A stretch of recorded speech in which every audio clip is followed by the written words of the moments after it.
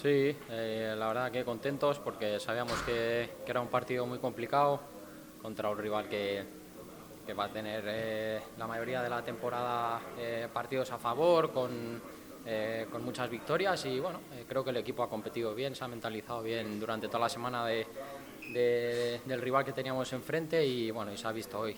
Sí que es cierto que bueno, pues nos acompaña un poco la fortuna, bueno, el acierto de cara a gol que también se trabaja y bueno, días así también vienen bien.